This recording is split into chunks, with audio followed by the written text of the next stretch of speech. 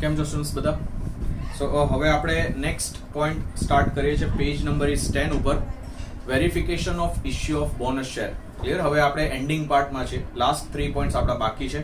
Verification of bonus શેરનો એક point, પછી ડિબેન્ચર્સનો અને પછી લાસ્ટમાં ડિવિડન્ડનો. ક્લિયર? શું છે આ પોઈન્ટ? જો starting line, a company may issue fully paid up bonus shares to its members in any manner whatsoever out of, આ તમને સોર્સિસ આપ્યા છે કે બોનસ શેર ઇશ્યુ કરવા હોય તો કયા કયા સોર્સિસ માંથી તમે બોનસ શેર્સ ઇશ્યુ કરી શકો.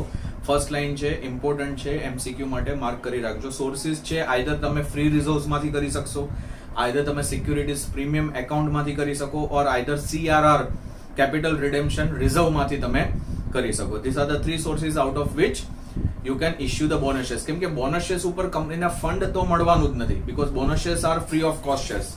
એટલે તમારા ફંડ ક્યાંકથી તો એડજસ્ટ કરવું પડશે. હા, બોનસ શેર્સની એન્ટ્રી તમે જે પણ પાસ કરશો, fund will not be received, but એના માટે જે તમે ફંડ એડજસ્ટ કરશો એ તમે આ 3 સોર્સિસ માંથી કરી શકશો. Clear?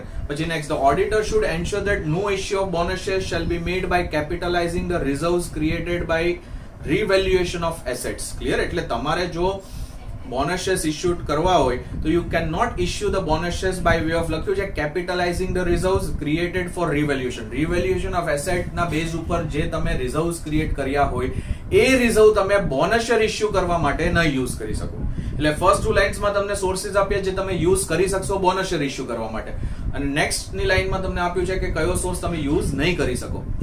Next, further he should also ensure the compliance of conditions for capitalization of profits or reserves for issuing fully paid up shares. Like, જો તમારે રિઝર્વ્સ જે રિવેલ્યુએશન ઓફ એસેટ કરીને તમે ક્રિએટ કર્યા છે એ રિઝર્વ યુઝ કરવો એ બોનસ શેર્સ ઇશ્યુ કરવા માટે, તો તમારે આ કન્ડિશન્સ ફૂલફિલ કરવી પડશે. તો પહેલી કન્ડિશન છે authorised by the article. Second છે recommendation of board has been authorised in general meeting. બોર્ડે રેકમેન્ડ કર્યું કે બોનસ શેર્સ માટે એ લોકોએ આ રિઝર્વ યુઝ કરવો છે રિવેલ્યુએશન ઓફ એસેટ ના બેઝ ઉપર જે ક્રિએટ થયો, અને એના માટે એપ્રુવલ કોને આપી છે? જનરલ મીટિંગમાં જે મેમ્બર્સ છે, શેર હોલ્ડર્સ છે, એ લોકોએ એપ્રુવલ આપી દીધી કે company can use this type of reserve. That is second point. Third છે, it has not defaulted in payment of interest or in principal respect of fix deposits or the debt securities issued. એટલે debentures જો company issue કર્યા હોય, કે public deposits issue કરી હોય, કે bond issue કરેલા, અને ડેટ સિક્યુરિટીઝ કહેવાય, તો એના ઉપર ઇન્ટરેસ્ટ પેમેન્ટ કે પછી પ્રિન્સિપલ પેમેન્ટ રિલેટેડ ડિફોલ્ટ કંપનીએ ન કરેલો હોવો જોઈએ. જો પાસ્ટ યર્સમાં કંપનીએ કોઈ ઇન્ટરેસ્ટ પેમેન્ટ રિલેટેડ કે પ્રિન્સિપલ પેમેન્ટ રિલેટેડ ડિફોલ્ટ ન કર્યો હોય related to which securities? Debt securities. Then company can use the source. Clear? Number 4, it has not defaulted in respect of payment of statutory dues of employees like contribution to PF. એટલે જે આપણે કહીએ કે contribution related to PF છે, જે તમારે employees ને benefit આપવાના છે, PF રિલેટેડ, ગ્રેચ્યુટી રિલેટેડ, તો એના પેમેન્ટ રિલેટેડ કંપનીએ ડિફોલ્ટ ન કર્યો હોવો જોઈએ. Clear? So that is fourth condition. Next, partly paid up shares if any outstanding on the date of allotment have been made fully paid up shares. તમે જેના ઉપર બોનસ શેર્સ ઇશ્યુ કરો છો તો એ શેર્સ કયા હોવા જોઈએ? ફુલ્લી પેડ અપ શેર્સ જ હોવા જોઈએ. Only for fully paid up shares you can issue the bonus shares. Clear? પછી next, it complies with such condition as may be prescribed, like the company which has once announced the decision of its board recommending a bonus issue shall not subsequently withdraw the same. એટલે એકવાર જો કંપનીએ decision declare કરી દીધું, બોર્ડે જે decision લીધું હતું કે બોનસ શેર્સ એ લોકો ઇશ્યુ કરશે, એ કંપનીએ ડિક્લેર કરી દીધું છે માર્કેટમાં, તો પછી એ ડિસિઝન એ લોકો વિથડ્રો ન કરી શકે. એકવાર ડિક્લેર થઈ ગયું એ થઈ ગયું, એટલે પછી કમ્પલસરી કંપનીએ બોનસ શેર ઇશ્યુ કરવા જ પડશે. ભલે બીજા સોર્સિસ એમની પાસે નથી, તો પછી આ reserve revaluation of asset related reserve use કરીને એ લોકોએ બોનસ શેર ઇશ્યુ કરવા પડશે જ. એન્ડ લાસ્ટ છે, bonus share shall not be issued in lieu of dividend. In lieu of dividend means in place of dividend. તમે એવું ન કહી શકો કે ભાઈ ના આજે આ વર્ષે તમને ડિવિડન્ડ નહીં મળે પણ અમે તમને બોનસ શેર્સ એની જગ્યાએ આપી દઈએ. એની જગ્યાએ બોનસ શેર્સ ન દેવાના હોય. ડિવિડન્ડ તો જો પ્રોફિટ્સ થતા હોય તો every year company has to distribute dividend. એની જગ્યાએ તમે બોનસ શેર આપો, ડિવિડન્ડ ન આપો, એ ન ચાલે. ક્લિયર? એટલે આ 6 તમારે કન્ડિશન્સ ફૂલફિલ કરવી પડશે. Than only you can use which source? Reserve based on રિવેલ્યુએશન of asset. A source use કરવું હોય તો આટલી કન્ડિશન્સ તમારે ફૂલફિલ કરવી પડે. અધરવાઇઝ જનરલ જે સોર્સિસ છે, ફ્રી રિઝર્વ નો છે, સિક્યુરિટીઝ પ્રીમિયમ એકાઉન્ટ નો છે, અને CRR નો છે. ક્લિયર? ચલો નેક્સ્ટ પોઈન્ટ છે હવે ઓડિટ ઓફ ડિબેન્ચર્સ નો. તો એમાં ફર્સ્ટ તમને હેડિંગ આપ્યું છે allotment of debentures. તો એમાં લખ્યું છે as in the case of shares, in case of debentures also it is necessary for auditor to verify whether allotment was made having regards to the terms and conditions contained in the prospectus or statement in lieu of prospectus. એટલે જેવી રીતે auditor share related verification કરે છે કે prospectus ની terms and conditions fulfil કરીને shares issue થયા છે, એવી જ રીતે ડિબેન્ચરમાં પણ ઓડિટરે એ વેરીફાઈ કરવાનું પહેલા કે પ્રોસ્પેક્ટસ ની કન્ડિશન્સ ડિબેન્ચર ઇશ્યુ કરવા માટે જે કંપનીએ પ્રોસ્પેક્ટસ ઇશ્યુ કર્યું હતું એની કન્ડિશન્સ ફૂલફિલ કરીને કંપનીએ ડિબેન્ચર્સ ઇશ્યુ કરેલા છે કે નથી કરેલા. Clear? Next, the companies act has made it compulsory for every company intending to offer debentures to public for subscription by issue of prospectus shall before such issue make an application to one or more recognized stock exchanges for permission for debentures intending to be offered. Clear? SIP જે લખ્યું છે એ printing mistake છે, cut કરી નાખજો. to be offered to be dealt with in stock exchange or each such stock exchanges. એટલે third line the companies act થી underline કરીને અહીંયા સુધી અંડરલાઈન કરજો such stock exchanges. આ જે લાઈન અંડરલાઈન કરે એનો મીનિંગ શું છે કે કમ્પલસરી જે પણ કંપની ડિબેન્ચર ઇશ્યુ કરે છે એ ડિબેન્ચર ઇશ્યુ કરતા પહેલા, પ્રોસ્પેક્ટસ ઇશ્યુ કરતા પહેલા કંપનીએ કોઈ પણ એક કે એક કરતા વધારે રેકગ્નાઇઝ સ્ટોક એક્સચેન્જમાં એ ડિબેન્ચર્સ રજીસ્ટર કરાવવાના. Because you are issuing debentures through the stock exchange. એટલે પહેલા તમારે સ્ટોક એક્સચેન્જમાં એ ડિબેન્ચર રજીસ્ટર કરાવવાના અને પછી જ તમારે એ ડિબેન્ચર રિલેટેડ પ્રોસ્પેક્ટસ ઇશ્યુ કરીને ડિબેન્ચર્સ ઇશ્યુ કરવાનું સ્ટાર્ટ કરવાનું. એટલે જો તમે ડિબેન્ચર સ્ટોક એક્સચેન્જ ઉપર રજીસ્ટર ન કરાવો then you cannot issue the debentures through the stock exchange. એ તો બાય ડિફોલ્ટ આમ તો રૂલ કહેવાય, શેરમાં પણ આ જ રૂલ આવે છે. ક્લિયર? પછી આગળ લખ્યું, the auditor also must ascertain that the directors while issuing the debentures has acted within their powers regard to the restrictions which is contained in section 180 and any further restrictions which may be contained in articles of association. Next line, section 71 has now made it compulsory, underline કરજો, આ important છે line.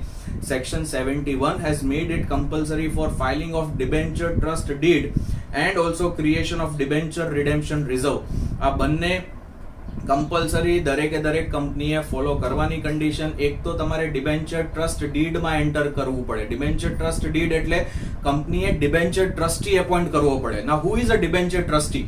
Debenture trustee એવો માણસ હશે જે debenture હોલ્ડરના જે rights છે, જેમ કે right to receive interest, right to have charge on the asset, right to get repayment of capital on time, આ જે 3 રાઇટ્સ ડિબેન્ચર હોલ્ડરને મળે છે એ રાઇટ્સ એ લોકોને પ્રોપરલી કંપની આપે છે કે નથી આપતી એ જોવાનું કામ ડિબેન્ચર ટ્રસ્ટીનું છે.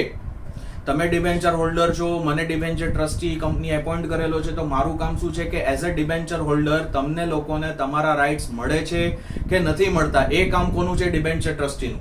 તો મારી અને કંપનીની વચ્ચે એક ટ્રસ્ટ ડીડ એન્ટર થશે. ટ્રસ્ટ ડીડ એટલે વન ટાઈપ ઓફ એગ્રીમેન્ટ કે કંપની મને ડિબેન્ચર ટ્રસ્ટી એપોઇન્ટ કરે છે તમારા માટે, ક્લિયર, તમારા રાઇટ્સ પ્રોટેક્ટ કરવા માટે. એ એક એગ્રીમેન્ટ એન્ટર થશે મારી અને કંપનીની વચ્ચે. તો એ દરેકે દરેક કંપનીએ કમ્પલસરી એન્ટર કરવાનું એ એગ્રીમેન્ટ અને ડિબેન્ચર ટ્રસ્ટી એપોઇન્ટ કરવાનું અને એક રિઝર્વ ક્રિએટ કરવાનું. એ રિઝર્વનું નામ શું છે? Debenture redemption reserve.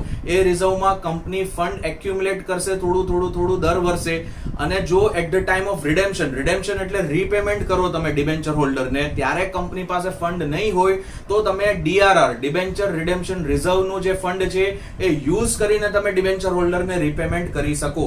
એટલે એક તમારે સ્પેસિફિક ફંડ DRR કરીને ક્રિએટ કરવું પડે. that is given in section 71. આ રૂલ છે. ક્લિયર?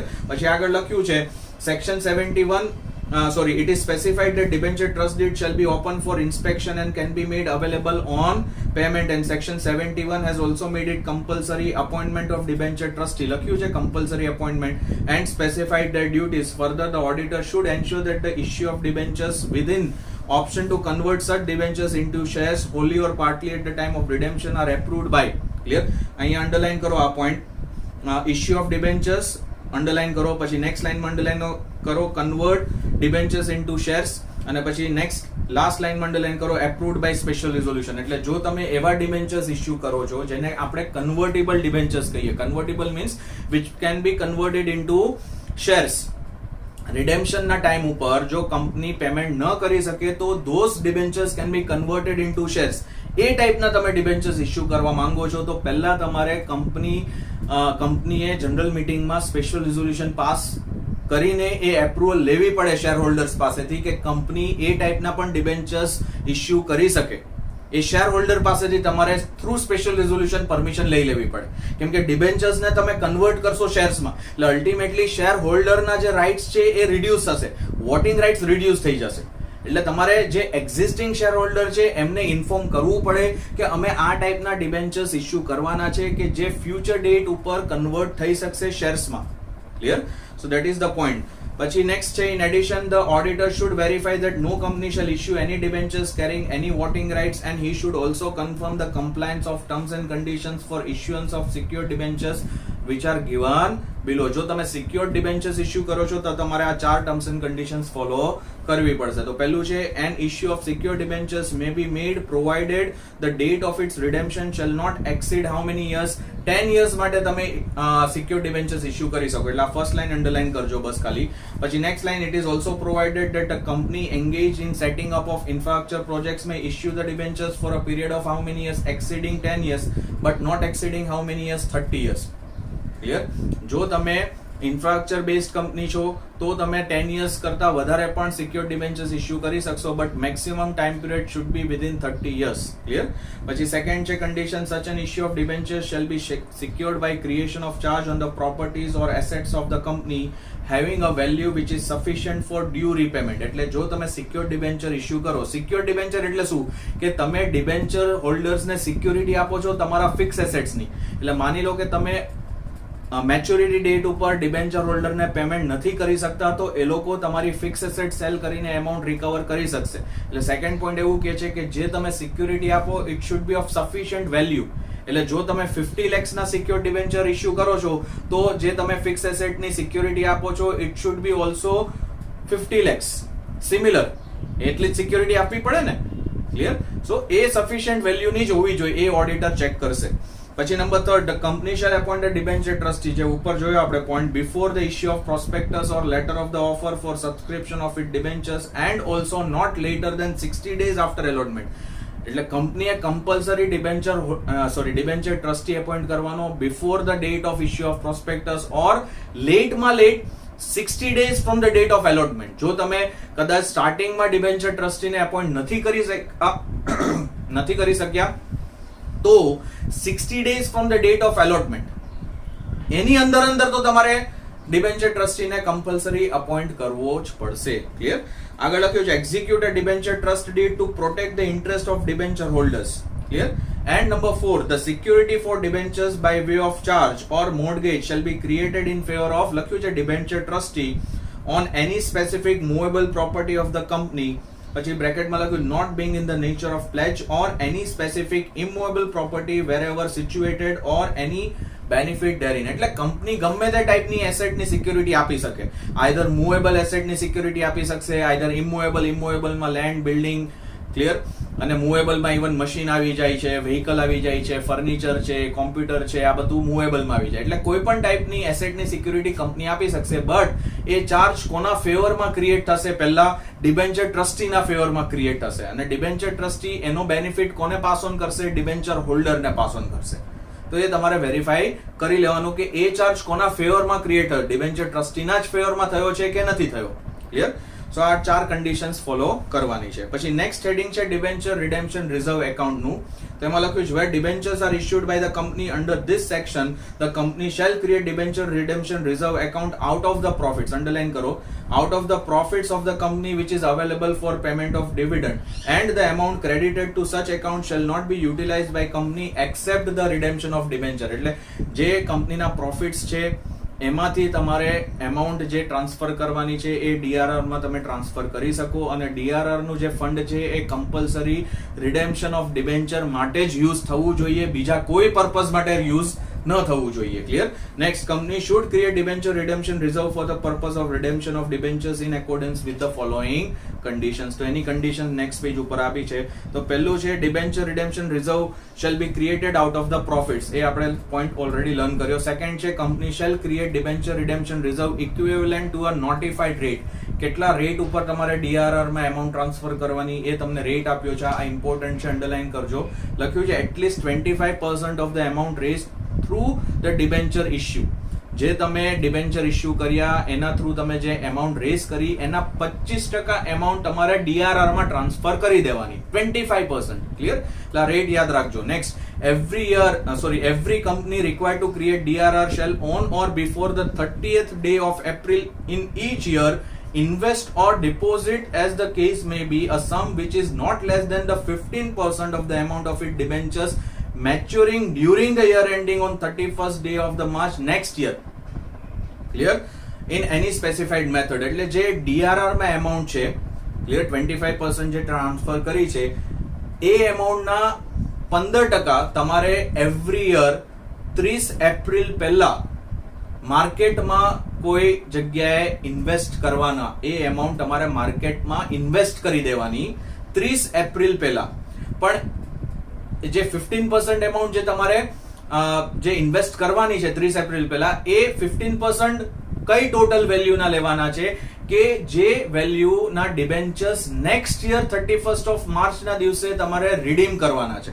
એટલે માની લો કે પ્રેઝન્ટ યર 30th એપ્રિલ 2021 ના દિવસે કંપની આપણે કહીએ 10 lakhsના ડિબેન્ચર્સ રિલેટેડ 15% એમાઉન્ટ એટલે 1.5 લાખ રૂપિયા. આ 30મી એપ્રિલે કંપનીએ 1.5 લાખ રૂપિયા માર્કેટમાં ઇન્વેસ્ટ કરી દીધા. પણ એ 1.5 લાખ કઈ રીતે કેલ્ક્યુલેટ કર્યા? 10 lakhsના 15%.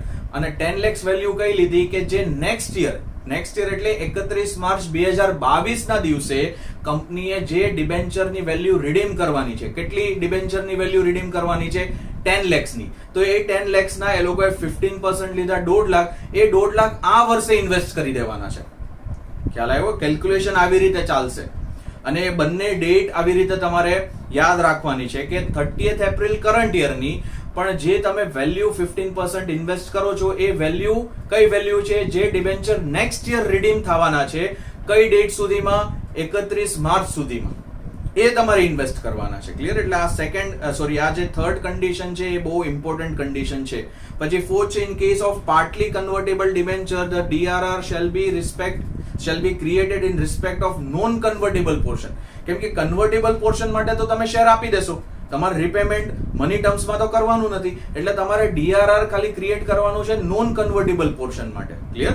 પછી નેક્સ્ટ છે, the amount credited to DRR shall not be utilized by the company except for the purpose of redemption. એ આપણે આગળ જોયું. Normally the auditor should take following steps for such verification. DRR ની જે amount છે એ રિડેમ્પશન માટે જ use થઈ છે. એના માટે ઓડિટરે આ બધા પોઈન્ટ્સ વેરીફાઈ કરવાના. તો પહેલું છે, verify that prospectus or statement in lieu of prospectus has been duly filed with registrar. Date of allotment પહેલા તમે પ્રોસ્પેક્ટસ જે ઇશ્યુ ઓફ ડિબેન્ચર્સ માટે આપેલું હતું એ પ્રોસ્પેક્ટસ તમે રજિસ્ટ્રાર ROC માં સબમિટ કરાવી દીધી છે એની કોપી કે નથી કરાવી એ તમારે ચેક કરવાનું. પછી નેક્સ્ટ છે, check the applications four debentures with the application and allotment book. જેવી રીતે આપણે શેરના પોઈન્ટમાં શેર એપ્લિકેશન બુક ચેક કરતા હતા, શેર એલોટમેન્ટ બુક ચેક કરતા હતા, એવી રીતે અહીંયા પણ ડિબેન્ચરમાં debenture application book, debenture allotment book, and to verify the name, address of the applicant and number of debentures applied. આ બધી તમારે ઇન્ફોર્મેશન એ બુક થ્રુ ચેક કરી લેવાની. પછી થર્ડ છે, verify the allotment of debentures by reference to the directors minutes book. શેરનું પણ જે એલોટમેન્ટ થતું હતું એ ડિરેક્ટર મીટિંગમાં થતું હતું ડિસાઇડ. એવી રીતે ડિબેન્ચરનું પણ જે એલોટમેન્ટ થશે એ ડિરેક્ટર મીટિંગમાં ડિસાઇડ થશે. એટલે ડિરેક્ટરની મિનિટ બુક તમારે ચેક કરવાની કે ડિબેન્ચરનું એલોટમેન્ટ કયા બેઝ ઉપર એ લોકોએ ડિસાઇડ કરેલું છે. Fourth point, vouch the amounts collected as are entered in which book? Cash book with the counterfoil of the receipt issued to the applicant. એટલે એપ્લિકન્ટને તમે જે કાઉન્ટરફોઇલ આપી હતી એમને જેટલું પેમેન્ટ તમને કર્યું હતું એપ્લિકેશન મનીનું, અલોટમેન્ટ મનીનું, એ કાઉન્ટરફોઇલની એમાઉન્ટ અને કેશ બુકમાં જે તમે એન્ટ્રી કરી એ એમાઉન્ટ બંને તમારે ક્રોસ વેરીફાઈ કરી દેવાની, વાઉચિંગ કરી લેવાનું. ક્લિયર? એન્ડ ઓલ્સો લખ્યું છે, trace the amount in which book? Application book અને એલોટમેન્ટ બુક.